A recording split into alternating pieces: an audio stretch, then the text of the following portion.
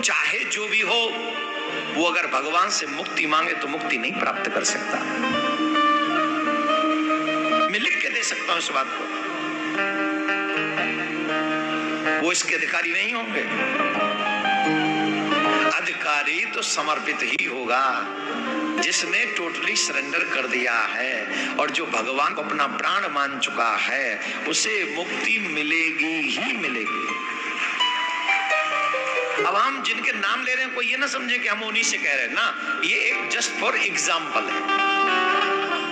अभी हमारे भारत में प्रधानमंत्री राष्ट्रपति से ऊंची पोस्ट कोई नहीं है, अमेरिका में प्रेसिडेंट से बड़ी पोस्ट कोई नहीं, और दुनिया में सबसे बड़े आदमी की जो धन की बात करें तो उनसे बड़ा धनवान कोई नहीं। कोई नहीं प्राप्त कर सकता मुक्ति को।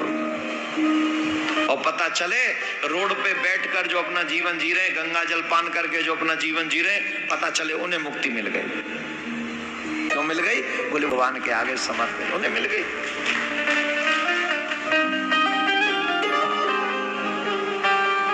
एक पुराण में यमराज, नरसिंह पुराण में, कौन से पुराण में? नरसिंह पुराण में यमराज नरक में उपस्थित नारकीय लोगों को अचानक से उपदेश देने लगे।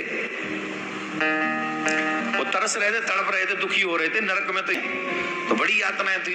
तो अचानक से, वो भी तो वैष्णव है, वैष्णव परम धर्म को मानते हैं श्री धर्मराज जी, उनको दया आ गई। तो उनको दुखी देखकर धर्मराज माने यमराज ने कहा, अरे पापियों, मुक्ति पाना कितना सरल था। ध्यान से सुनिएगा, माला थोड़ी वहीं रोक लो उसी मनके पे। दो काम एक संग इसीलिए नहीं करने चाहिए, दोनों जगह ध्यान बटा रहता है ना, उसको रोको वहीं रोक लो और इसको ध्यान से सुनो। धर्मराज ने कहा कि मुक्ति प्राप्त करना, भगवान को प्रसन्न करना कितना सरल है,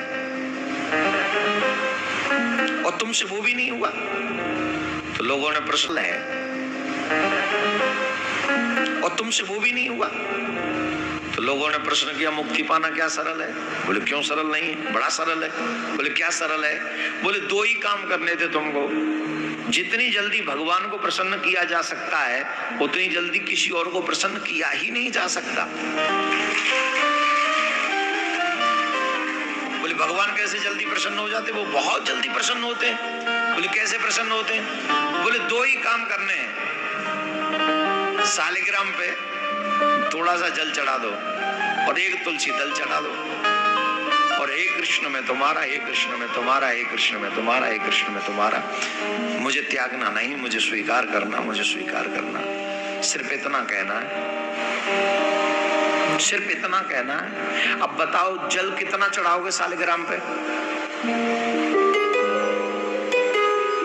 और तुलसी दल, या तुम जाओ इन दुनिया वालों को जिनको रिश्तेदार कहते हो, उनके घर में उनके बच्चे का बर्थडे हो, जाके तुलसी का वृक्ष दे आना, देखो कितने खुश होते होंगे। बोलो खुश होंगे? अच्छा 5,000 रुपए का कुछ गिफ्ट भी देना, खुश होंगे? इतना बड़ा आदमी बनता है, 5,000 बेकार है। तुम बड़े हो तो एक्सपेक्टेशन भी बड़ी है उनकी। और ठाकुर जी को कोई आशा नहीं है तुमसे। वो कहते बस जल चढ़ा दे, 2 तुलसी दल चढ़ा दे, मैं बिक गया, मैं तेरा हो गया।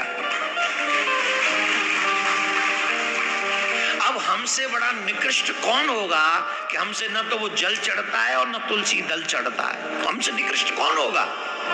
है कोई? बोलो। जो हमारी खाल खींचने में लगे होते हैं, दिखावा करने के लिए, उन पे हम लाखों रुपए और घंटों बर्बाद कर देते हैं।